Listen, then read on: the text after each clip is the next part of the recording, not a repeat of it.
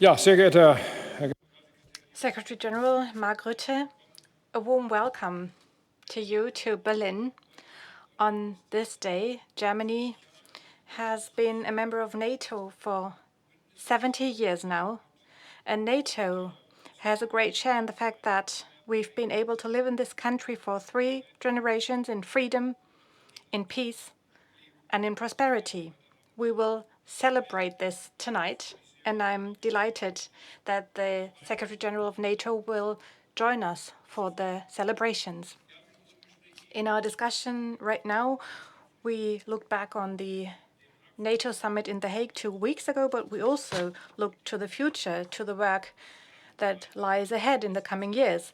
And we know that there is a lot of work ahead after the NATO summit we've had 2 weeks ago. In The Hague, we agreed to massively enhance our capabilities for deterrence and defense. And now we must move on to implementation. We need, firstly, to strengthen our defense budgets. And for Germany, the federal government has set the right track already. This opens us leeway that we need to react to the Russian threat with sober-mindedness and a clear compass. We will use these funds wisely and in a well-planned manner, and we will expand the Bundeswehr to an army that will be a leader in this context. We will procure new equipment in large quantities. We will have a special focus on new technologies. And the Federal Ministry of Defense is working at full speed on this project. We will make these substantial procurements in a way that it strengthens our German and European defense industries. We will closely coordinate with European partners on this matter to improve procurement together and do procurement together. We will bank on simplification, standardization, and economies of scale. You know that this is especially important to me. The number of the systems that we use in Europe is too high. The systems that we have are too complicated, too complex, and we do not use economies of scale in a sufficient manner. So we order systems in too small numbers. We do not do that in order to do someone a favor, but we do it because especially Russia's militant revisionism is threatening freedom, peace, and prosperity in the entire Euro-Atlantic area. We take this threat very seriously, so this is why we are strengthening the European pillar of NATO. We've also briefly discussed the Russian war of aggression against Ukraine. Russia is bombing Ukrainian cities night after night from the air in a targeted manner. Only last night we've seen the most severe bombings and missile attacks since the beginning of the war, and they target basically only civilian targets. It's terrorism against civilians, and it has nothing to do with the war against military targets. I'm grateful that at the same time there have been signals from Washington to reassess their stance on supporting Kiev in terms of air defense.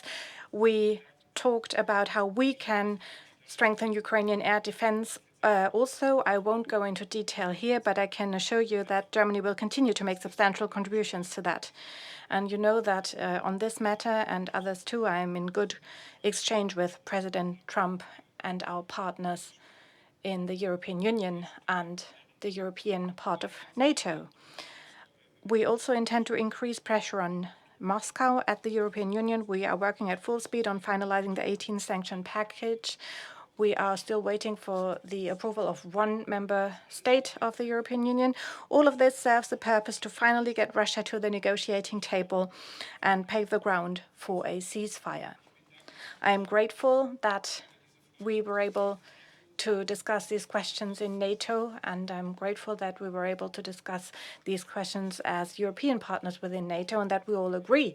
And I'm grateful to the Secretary General for having acted with so much skill and tact, also in the during the NATO summit in The Hague 2 weeks ago. I said it this morning in the Bundestag, and I will reiterate it. We are ready and willing to fulfill our obligations, not to please NATO, but to enhance our collective security. And if Germany hadn't taken that path, I think the NATO summit in The Hague would have had a different outcome.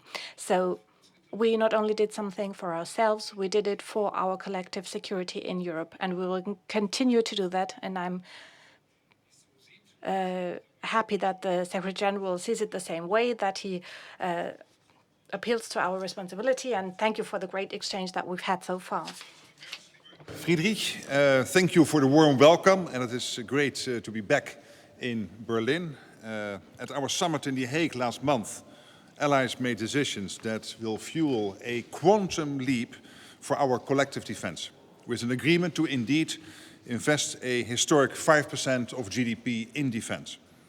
This is necessary to respond to the profound security threats we face, from a resurgent Russia, terrorism, cyber attacks, sabotage and fierce global competition. And this is also an important commitment by European allies and Canada to rebalance defense spending with the United States and put therefore an end to decades of debates about fair burden sharing. The summit in The Hague laid the foundations for a stronger, a fair and a more lethal NATO. And I want to thank you personally, Friedrich, for your leadership. You supported this important goal from the beginning. In The Hague, you announced that Germany wants to reach the 3.5% for core defense requirements, not in 2035, but already in 2029. And that means Germany will have more than doubled its defense spending within a few years, from about 70 billion a couple of years ago to 150 billion euros in 2029. And this is exactly the resolve we need. As a leading European power, it is right and welcome that Germany is ready to shoulder its share of the contributions needed to ensure our shared security. The new capability targets represent an important milestone for both the alliance and for the Bundeswehr. Meeting them will greatly increase the strength of your forces. And your contributions are already crucial for our shared security. Germany leads our forward land force in Lithuania, which you are building up to a full brigade. You conduct air patrols over the Baltic skies, and you contribute vital maritime support to secure key supply routes and critical infrastructure in the Baltic Sea.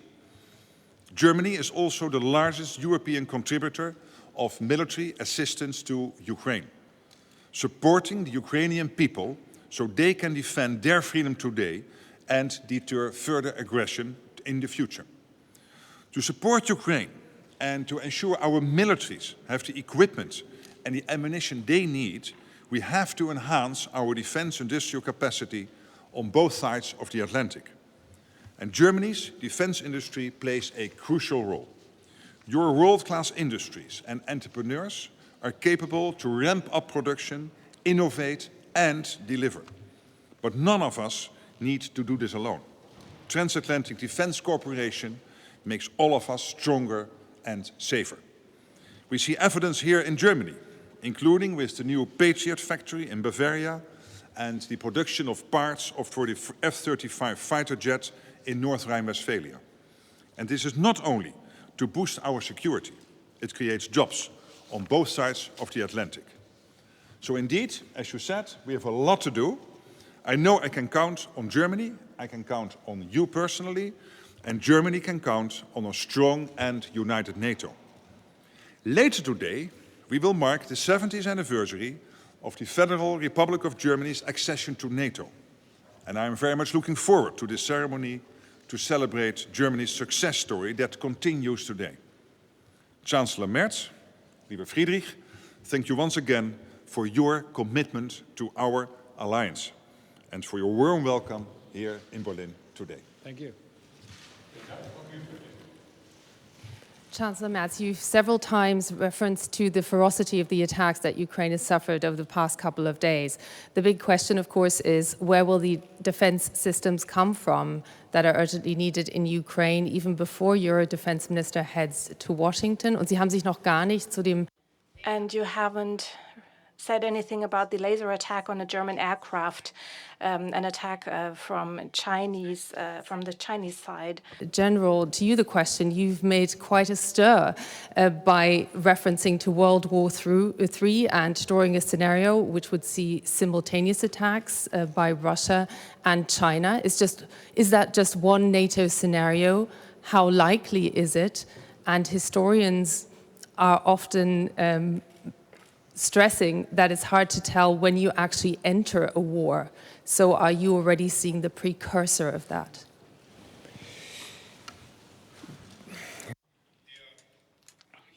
Well, the possible or presumed laser attack on a military surveillance aircraft is entirely unacceptable. We have summoned the Chinese ambassador to the Foreign Office. The foreign minister has not yet prepared a final report about this meeting, so I cannot give you a final assessment today, but it shows you that we need to deal with such activities and that we need to absolutely make clear where these laser attacks or where this laser attack on a German aircraft came from. The equipment of the Ukrainian army is a topic that has been very important on a permanent basis also for the alliance between those that lead the coalition of the willing. And we will meet tomorrow in Rome to also discuss the scenario of the day after a ceasefire scenario. During the conference in Rome, we will have a video call of the coalition of the willing and discuss some details about additional deliveries and additional support to Ukraine, especially additional air defense systems require decisions to be made, and I will make offers that we as Germany can make. Second question, our working assumption is the following, that indeed, as we see, China is rapidly building up its armed forces. They have now more ships sailing than the US. They will have another 100 ships sailing by 2030. They have now 1,000 nuclear warheads. This is not to organize parades in Beijing. This is indeed to make use of this. And we know the ambition China has, which is to somehow get control over Taiwan.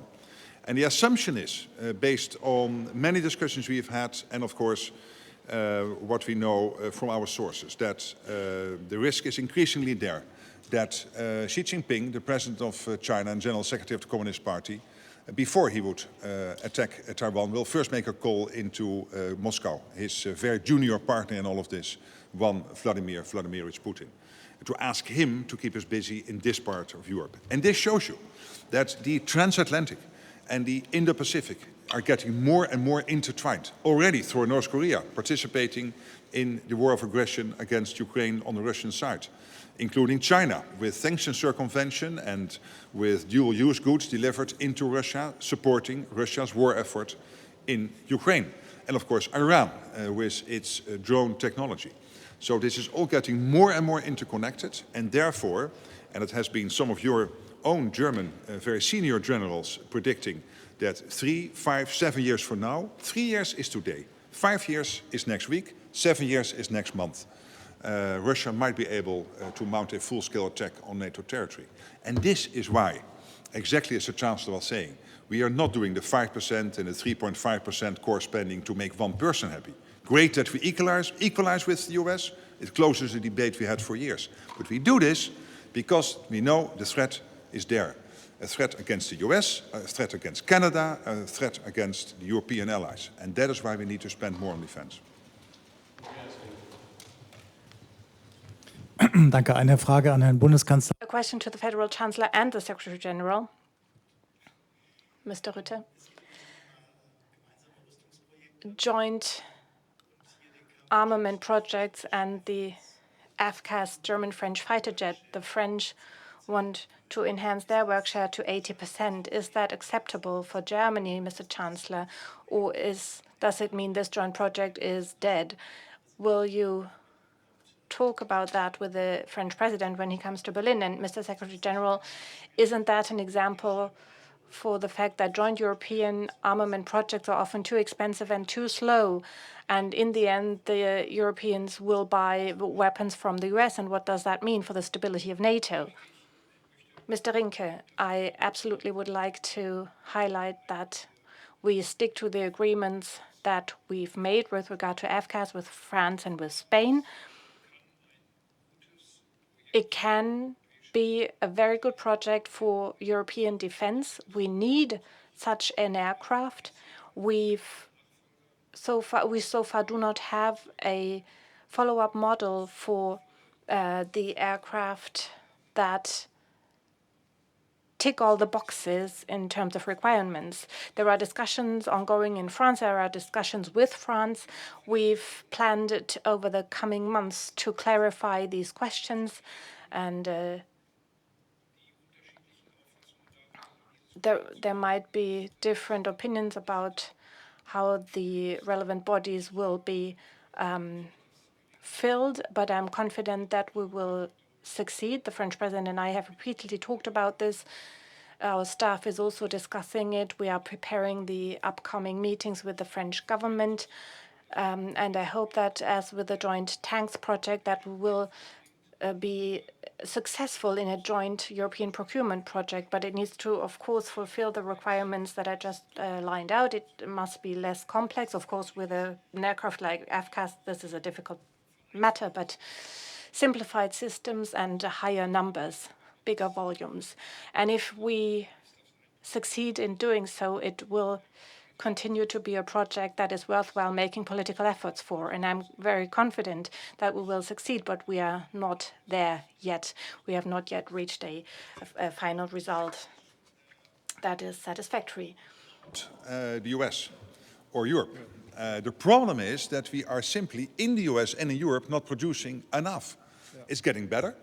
But the fact that, as we speak, that Poland, Romania and Estonia are buying into the Republic of Korea because it takes too long to get whatever you buy from the US or from Europe. That is the problem. So that's why we need to collectively ramp up production. That means including trying to prevent barriers between countries.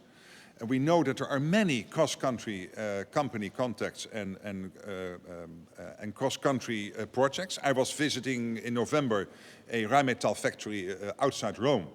And the Italian Prime Minister was saying, you're going to visit one of the most impressive defense industrial projects in Italy. I said, Rheinmetall is a German company. Yeah, no, it's Italian, Mark. You misunderstand that. And this is exactly what we need. That we understand that the problem is not whether it is a German or Italian or a French or a US company. The problem is we are not producing enough. And when you buy a Patriot system today, it will be delivered in 10 years. And then the question is in the morning or the afternoon. Why is that important? Because in the afternoon, the F-35 will arrive. So we need to have the extra production lines. We need to have the extra shifts. Please, no barriers. No problematic bureaucratic procedures between countries and companies. That's what we need. Because our deterrence, yes, is money, the 3.55%. But when it comes to the actual day-to-day business, it is about defense industrial output and to have the soldatinnen and soldaten ready to indeed, the men and women in uniform, to protect NATO territory. Vielen Dank. Vielen Dank. So, sehr gut.